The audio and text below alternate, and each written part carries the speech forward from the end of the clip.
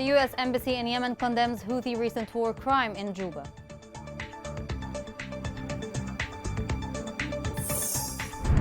The UN Special Envoy Hans Grunberg visits Tehran to discuss latest Yemen's crisis developments.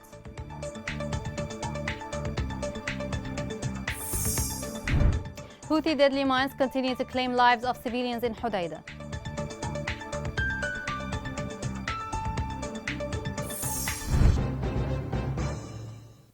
Welcome to Yemen Today TV. This is the English news with me, Rana Swalem. The acting U.S. ambassador to Yemen, Kathy Westley, denounced the recent Houthi attacks in Ma'rib. The U.S. official urged Houthis to end what she described as the brutal circle of senseless violence and stressed the need to agree to a comprehensive ceasefire. The Houthi new war crime in Al Amoud village resulted in the killing of 39 people and injuring of others, including women and children. The rebels launched 3 ballistic missiles into a mosque, a religious educational center, and a school. More in the following report. In a new Houthi crime, 2 missiles targeted a mosque in addition to an educational center south of Ma'rib, killing 39 and injuring others. Local sources said Houthis' missiles fell in the village of Al Amoud in Juba district. The rebels, in addition, targeted with a missile attack Gamal Abdel Nasser school in the village of Al Ja'ar in the same district. The strike flattened the only school inside the village to earth. Houthi militia continues targeting civilians, children and women in Al Juba. They target schools, health facilities and homes congested with population in a stark violation of the international humanitarian law that stipulates the protection of civilians and siding them out of armed conflicts. 39 civilians in a mosque and a Quran school were killed. Other 12 were killed in the home of Sheikh Abdul Latif Al-Qibli. The list is long. This group is a terrorist one. International community has to force them into halting the hostile war against civilians. The Houthi attack in Al Amoud village comes days after targeting a house of a tribal sheikh in the same area, killing more than 12 people, among them there were women and children. The Iranian-backed militia continued firing missiles at civilian objects, causing fear to thousands of families who left their homes in search for safe areas away from the war. Within a week, about 50 civilians were killed in Houthi attacks, starting from the village of Al-Harsha and ending with the village of Al Amoud, amid a clear international silence regarding the crimes of the Houthi militia. Save the Children International Organization condemned the Houthi missile attack on a mosque and an educational center in Al Juba, south of Ma'rib. The organization described the Houthis as brutal. Save the Children added the attacks also damaged a mosque, noting that it is a site that is protected under international law. It called for taking all safeguards to protect children and their families in Ma'rib and sparing religious sites and civilian infrastructure from destruction.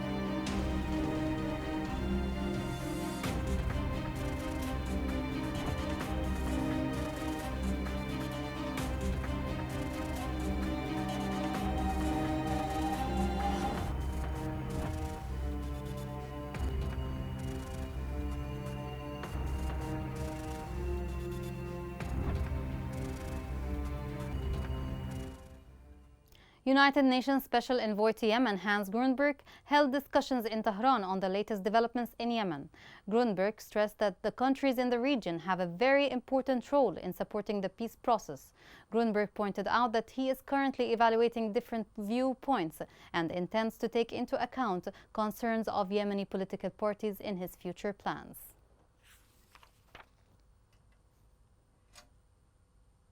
Prime Minister Ma'in Abdel Malik discussed with the British ambassador to Yemen recent developments and Houthi escalations in Ma'rib. The British diplomat affirmed the kingdom's support to the Yemeni government, restating concerns about Houthi escalation in Ma'rib and the urgent need to stop the targeting of civilians. Minister of Foreign Affairs Ahmed Awad bin Mubarak discussed with UN Humanitarian Coordinator David Gressly the humanitarian situation in Marib. He called on the United Nations to continue its humanitarian role away from Houthi interference. The UN official touched upon the role and efforts of the United Nations in dealing with the deteriorating humanitarian situation in Marib. 20 Yemeni human rights organizations called on the United Nations to carry out its moral and humanitarian duty in order to protect civilians in Marib. The organization expressed in a joint statement their regret over the international silence in the face of the daily violations, especially in Al-Juba.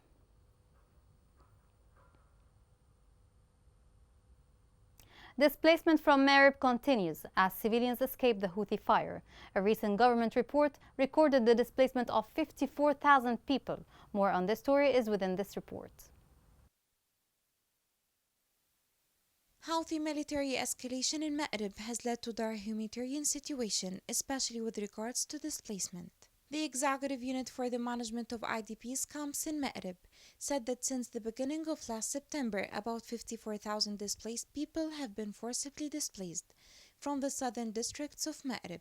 It criticized the failure of the UN and international humanitarian organizations towards their repeated calls for relief to thousands of displaced people who are crowded in the governorate. In light of the inaction of the relief organizations and the militias ignoring calls to stop the escalation and find safe corridors for civilians, information on the humanitarian situation in the areas affected by the confrontations in the governorates of Ma'rib, Shabwa, and Al-Bayda is still limited, as the militia imposes restrictions on movement and requires special permits to leave villages due to the bad security situation, with the relief organizations confirming that the situation is more dangerous in the south of Ma'rib, in particular the districts of Al-Abdiyah, Harib, Al-Juba, and Rahaba. More than 4,200 people have fled from the last three districts in September, most of them heading towards safer areas in the governorate center, Ma'rib, where these areas host large numbers of displaced people. The escalation of the Houthi militia in the districts of Al-Juba and Al-Abdiyah during the past days has impeded the ability of civilians to travel inside and outside the area, as well as preventing the humanitarian aid from reaching them. The executive unit pointed out that the humanitarian needs gap is widening in all basic areas, which the local authority in Ma'rib is trying with its limited capabilities to save the lives of thousands of recently displaced people and alleviate their suffering. The international and local organizations also called for urgent action to provide an emergency and urgent response to the newly displaced and to quickly reach the affected families to alleviate their suffering, especially with the onset of winter.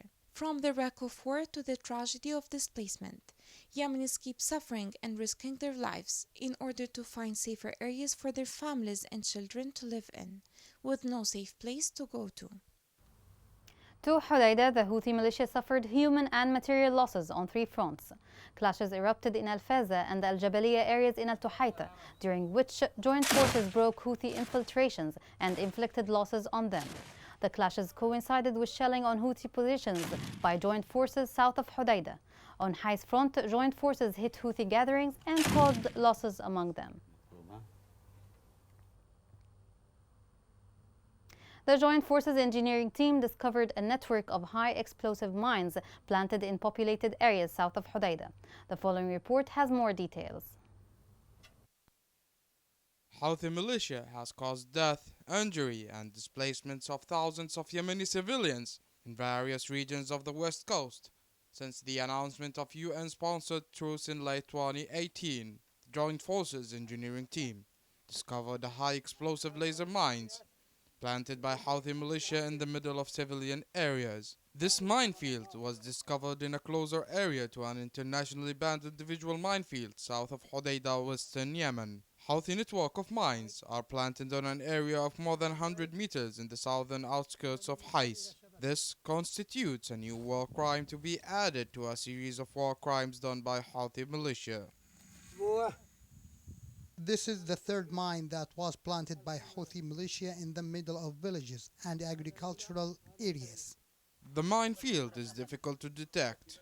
It operates through an optical sensor that detonates immediately after passing by it. This network is planted in a malicious way, enough to kill large numbers of people and considered as one of the most dangerous types of mines. As part of their campaign to clear the civilian areas from Houthi mines, Joint Forces engineering team demined the minefield successfully. تم بحمد الله سبحانه وتعالى تعطيل شبكة ألغام. The laser-powered minefield planted by Houthi militia has been successfully dismantled. Meanwhile, surveys are still underway to clear the area so citizens can return back to their homes safely after living in fear of Houthi militia planted mines. Despite the great efforts made by joint forces, Houthi militia mines create fear and panic among civilians residing in the western coast, where hardly a week passes without casualties among the citizens. 176 civilians were killed and injured by Houthi militia, including 62 children and women since the beginning of this year. 40 of those victims, including 10 women and 5 children, were killed either by shelling or mines. It seems Houthi will continue committing crimes against civilians without abiding by the laws of war and international treaties. Only innocent civilians pay the cost of both the Houthi arrogance and the international community inaction.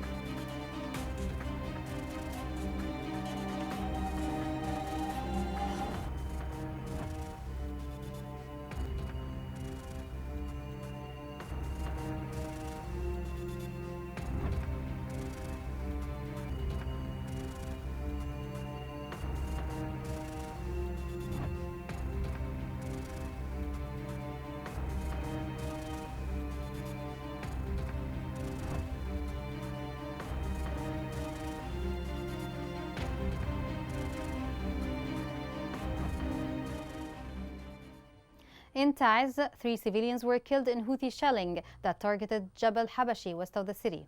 On the other hand, government forces advanced in new fronts west of the city of Taiz. Military sources said that government forces liberated new sites from the Houthi militia in Wadi Hadran. In addition, government forces began demining the liberated areas and securing roads to neighboring villages.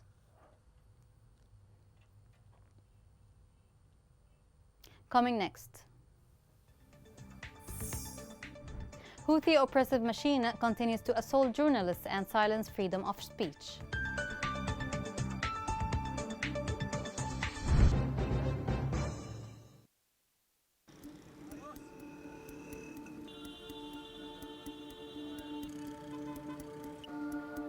راتب الواحد 120 ألف والكيس الدقيق ب18 ألف والكيس السكر اليوم ب20 ألف.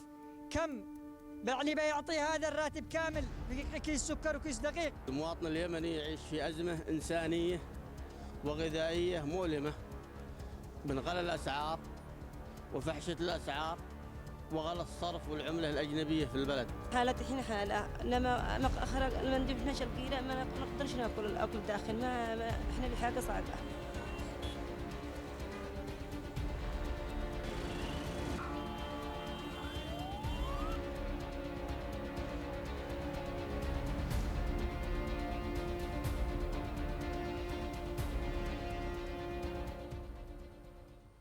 Welcome back. A Yemeni lawyer revealed that secret trials are being conducted by a Houthi militia court in the presence of the capital Sana'a. According to the lawyer, the trials are taking place for 31 residents of the city of Hodeidah. He outlined that the trials are taking place without any lawyer to defend them, adding that this court issued hundreds of death sentences. Journalists are the voice of the people. However, the rebels are trying to silence them. This will disclose the Houthi crimes against the people in Yemen. More details are in the following report. Journalists in Yemen suffer on a daily basis as Houthis keep on interfering with their jobs. These journalists cannot practice their duties normally without the Houthis getting into it. The International Observatory for Human Rights has published a report on the occasion of World Press Freedom Day that includes interviews with 4 Yemeni journalists who were released on October 15. Currently, these journalists are now in Cairo, Egypt, for treatment after their illegal arrest by the Houthi militia. The journalists released by their kidnappers were exchanged for Houthi fighters captured by the Saudi Arabia-led coalition, fighting the rebels on the ground as part of a prisoner exchange deal. Assam Amin al-Ghais, one of the released detainees, described being randomly detained when men came to his home in the Yemeni capital, Sana'a, rather than from the battlefield, to be included in an exchange deal for Houthi fighters despite being journalists, as neither the prisoners nor their families knew the reason for their arrest other than using them as bargaining chip. Yemeni journalists have suffered numerous press freedom violations, ranging from killings, torture, and kidnapping to threats, attacks on media headquarters, and work suspensions. Valerie Bay, director of the International Observatory for Human Rights, includes her voice for the demands of the 5 released journalists who are now in Cairo, to release the rest of the journalists and to put pressure on the Houthis to release all journalists who are tortured in the Houthi jails only because they are journalists. Journalism should never be a crime, much less led to the death penalty. To end this tragedy, key international actors, such as the United States of America and European countries, should press for the immediate release of the journalists in the Houthi prisons. The International Red Cross and UNICEF distributed cash assistance to thousands of families in Taiz. More than 3,000 affected families in the districts of Al-Ma'afir and Al-Makha received the second batch of the cash assistance. Central Bank of Yemen in Aden reconsidered its former decision on suspending the operations of some exchange companies. The central bank suspended licenses of more than 70 exchange companies, citing their violations to monetary policies.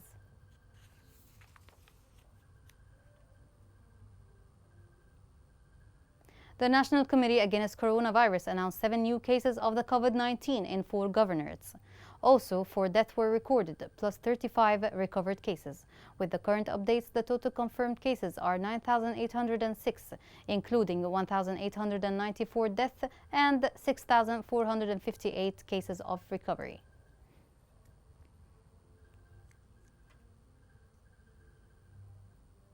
Here's a reminder of the main headlines. The U.S. Embassy in Yemen condemns Houthi recent war crime in Juba.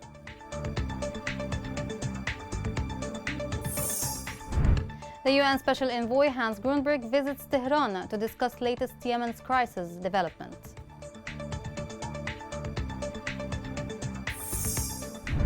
Houthi deadly mines continue to claim lives of civilians in Hodeidah.